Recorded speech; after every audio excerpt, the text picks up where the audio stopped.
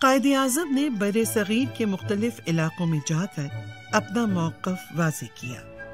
ہر جگہ مسلمانوں نے پرجوش استقبال کیا۔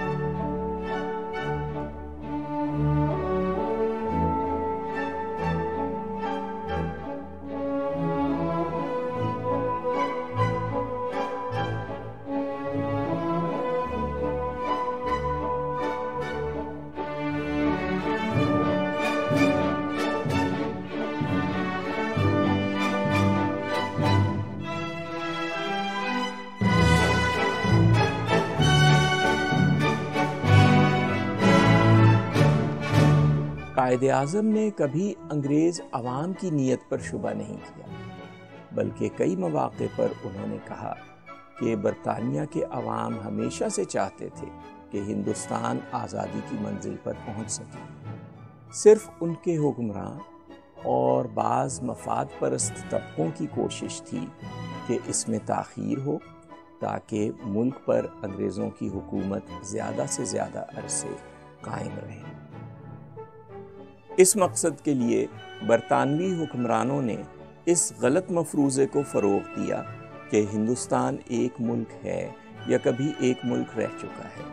قائد اعظم نے واضح کیا کہ یہ مفروضہ اپنے درست نہ ہونے کی وجہ سے ہندوؤں اور مسلمانوں کے درمیان اس لیے تصادم پیدا کر رہا ہے کہ وہ دو علیحدہ قومیں ہیں۔ چونکہ یہ تصادم انگریز حکمرانوں کے حق میں جاتا ہے، اس لیے ہندوستان کی وحدت کا تصور حقیقت میں ان دو ستونوں میں سے ایک ہے جن پر برطانوی راج قائم ہے۔ وہ ایک چیز جو انگریزوں کو ہندوستان میں رکھے ہوئے ہے وہ ایک متحدہ ہندوستان کا غلط مفروضہ ہے جس کی ترویج گاندھی کر رہے ہیں۔ میں پھر کہوں گا، ایک متحدہ ہندوستان ایک برطانوی تخلیق ہے، ایک جھوٹی کہانی اور ایک خطرناک جھوٹی کہانی جو ختم نہ ہونے والے فساد کو جنم دیتی رہے گی۔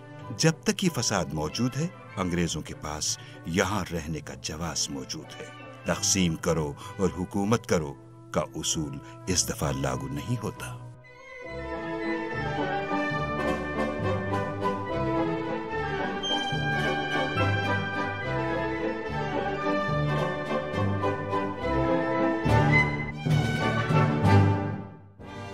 قائد اعظم نے کہا کہ برطانوی راج کا دوسرا ستون مغربی جمہوریت ہے۔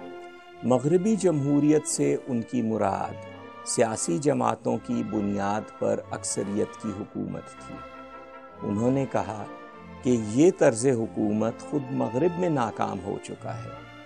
بعض مغربی مصنفین کا حوالہ بھی دیا، جیسے ایچ جی ویلز، جس نے لکھا تھا، موجودہ انتخابی حلقے ان لوگوں کو اقتدار میں رکھنے کے ہتھ کنڈے ہیں جو انتخابی مہم لڑنے کے فن میں ماہر ہوں۔ وہ احتجاج کرنے والوں، خوش آمدیوں، منافقوں اور عوام کے جذبات سے کھیلنے والے سیاستدانوں کے اکھاڑے ہیں۔ روسو نے بالکل صحیح کہا تھا، انگریز قوم آزاد نہیں ہے اور صرف انتخاب کے دن آزاد ہوتی ہے۔ جو ہی انتخاب مکمل ہوتا ہے، یہ لوگ ایک دفعہ پھر پارلیمنٹ کے اراکین کے غلام بن جاتے۔ قائد اعظم نے کہا کہ یہ طرز حکومت جو مغرب میں بھی ناکام ہو چکا ہے، اسے انگریز ہندوستان میں اس لیے فروغ دے رہے ہیں کہ یہاں اس کی وجہ سے ہندوؤں اور مسلمانوں کے درمیان دشمنی میں بھی اضافہ ہوتا ہے، جس کا فائدہ برطانوی حکمرانوں کو پہنچتا ہے۔ انہوں نے کہا، اس بر صغیر میں برطانوی پالیسی کی بنیاد قریباً 100 سال سے ان کی اس یقین پر رہی ہے کہ مسلمان اور ہندو کبھی متفق نہیں ہوں گے، اور اگر کبھی کسی نہ کسی وجہ سے ان کے اثر یا دباؤ میں آ کر دونوں میں اتفاق ہوا بھی تو وہ فساد کے گڑھ کے سوا کچھ بھی نہ ہوگا، جس پر متحدہ ہندوستان کی ایک چھتری ہوگی اور سب سے اوپر انگریز ہوگا۔ تب سے انگریز نے اپنی دور اندیشی کے ساتھ ایک پالیسی پر عمل کیا ہے اور ہمیں اس متحدہ جمہوری ہندوستان کے راستے پر لاتے رہے ہیں۔ یہ واحد طریقہ ہے جس کے ذریعے وہ اپنی بالادستی کی مدت میں اضافہ کر سکتے ہیں۔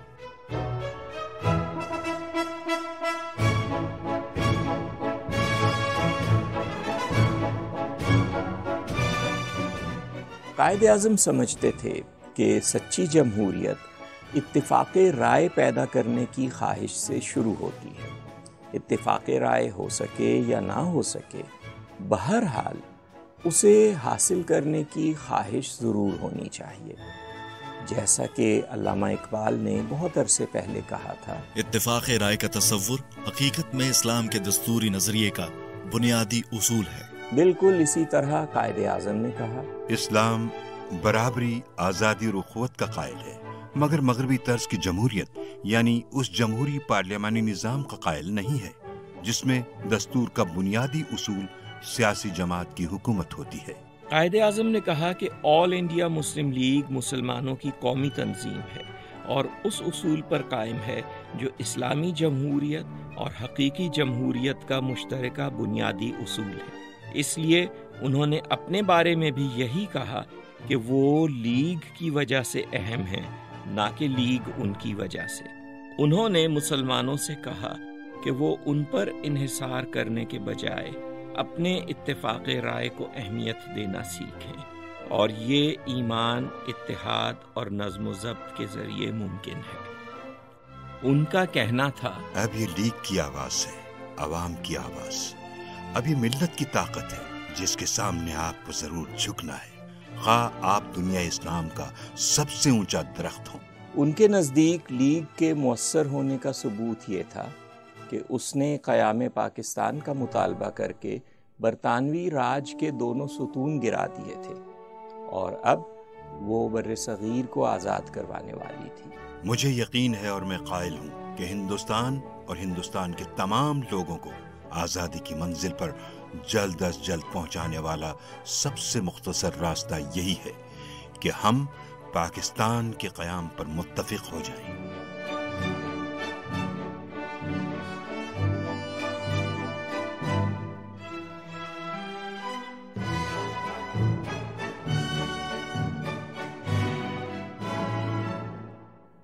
انہوں نے یہ پیشین گوئی کی کہ اگر انگریز پاکستان کا مطالبہ تسلیم کر لیں تو ہندو قیادت بھی 3 ماہ میں مان جائے گی، کیونکہ یہ قیادت محض انگریزوں کو بلیک میل کر رہی ہے، اور جب انگریزوں نے مزید بلیک میل ہونے سے انکار کر دیا تو یہ جھک جائے گی۔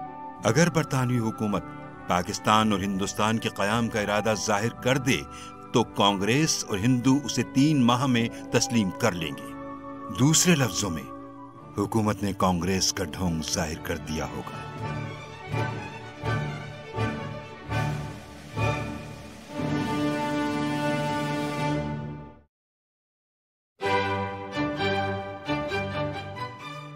انہوں نے کہا کہ کوئی قوم طاقتور نہیں ہو سکتی اگر اس کے افراد کی بہت بڑی تعداد انتہائی غربت سے دوچار ہو۔ اس بات کو لیگ کے انتخابی منشور میں بھی اہمیت دی جا چکی تھی، اور قائد اعظم نے بھی اسے بار بار دہرایا۔ لاکھوں کی تعداد میں ہمارے لوگ ہیں جنہیں مشکل سے دن میں 1 وقت کا کھانا ملتا ہے۔ کیا یہ تہذیب ہے؟ کیا یہ پاکستان کا مقصد ہے؟ کیا آپ اپنے تصور میں لا سکتے ہیں کہ لاکھوں لوگوں کا استحصال ہوتا رہا ہے اور دن میں 1 وقت کا کھانا نہیں ملتا؟ اگر پاکستان کا مطلب یہی ہے تو مجھے ایسا پاکستان نہیں چاہیے۔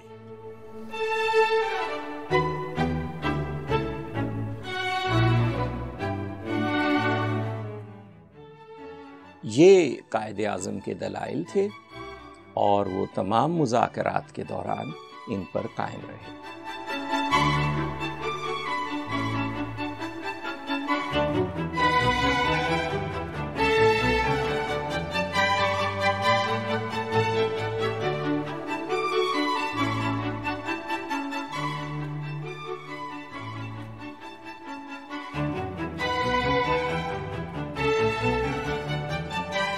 دوسری جنگ عظیم 1945 میں ختم ہوئی۔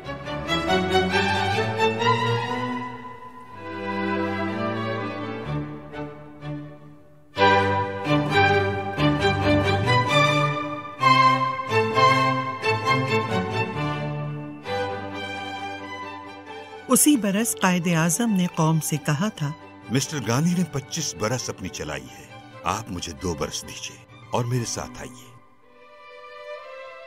لیگ نے اگلے انتخاب میں کسی منشور کے بجائے صرف ایک نقطہ عوام کے سامنے رکھا اور وہ تھا پاکستان۔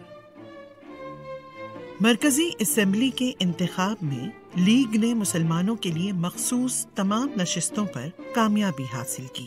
صوبائی اسمبلیوں میں لیگ نے ایک کے سوا باقی تمام صوبوں میں کامیابی حاصل کی اور بعض صوبوں میں 100% نشستیں حاصل کی۔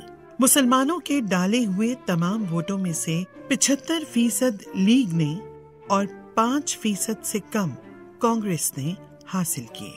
انتخاب میں کامیاب ہونے والے لیگ کے تقریباً 500 نمائندے دہلی میں اکٹھے ہوئے اور متفقہ طور پر قرارداد منظور کی، جس میں قیام پاکستان کے مطالبے کو حتمی شکل دیتے ہوئے کہا گیا کہ پاکستان اور ہندوستان کے لیے علیحدہ دستور ساز اسمبلیاں قائم کی جائیں۔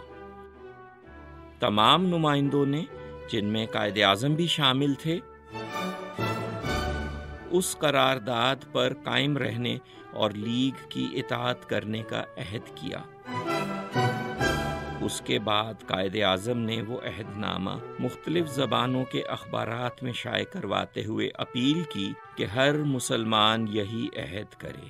برطانوی حکومت نے پاکستان کی دستور ساز اسمبلی قائم کرنے سے انکار کر دیا اور ایک متحدہ ہندوستان کے لیے اسمبلی قائم کر دی۔ لیگ نے اپنے ارکان کو اسمبلی میں بیٹھنے سے منع کر دیا۔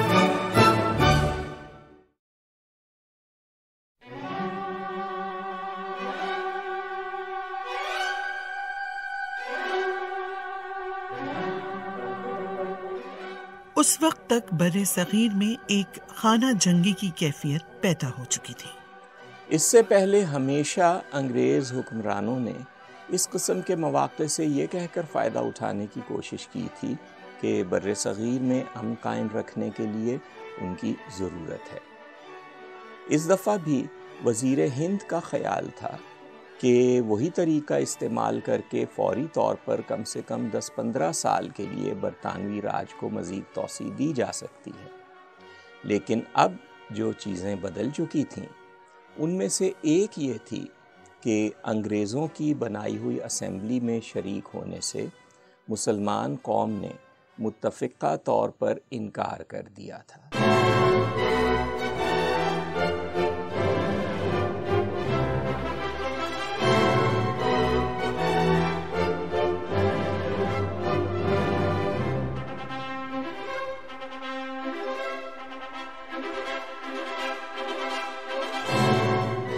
برطانوی وزیر اعظم لارڈ ایٹلی نے اسی چیز کو وہ سبب قرار دیا جس کے باعث اب برطانیہ اس بات پر مجبور تھا کہ ہر حال میں جون 1948 تک بر صغیر سے چلا جائے اور اگر ضروری ہو تو اقتدار ایک سے زیادہ حکومتوں کے سپرد کیا جائے، یعنی بر صغیر کو تقسیم کر دیا جائے۔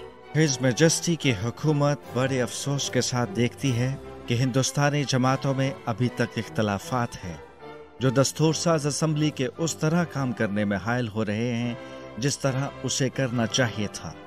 ہز میجسٹی کی حکومت واضح کرنا چاہتی ہے کہ یہ اس کا ٹھوس ارادہ ہے کہ جون 1948 تک اقتدار ہندوستان کے نمائندوں کے حوالے کر دے۔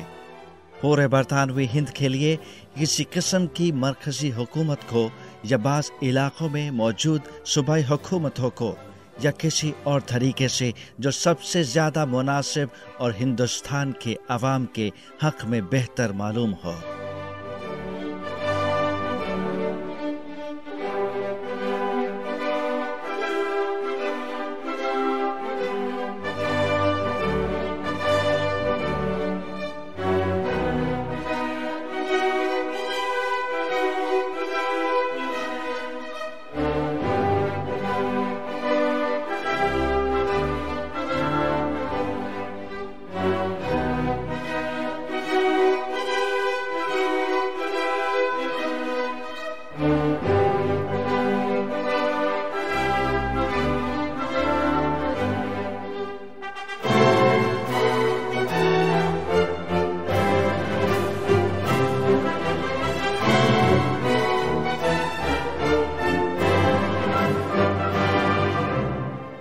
قائد اعظم نے 16 جنوری 1945 کو مسلمانوں سے کہا تھا کہ وہ مزید 2 سال ان کے ساتھ چلیں اور وہ آزادی دلوائیں گے۔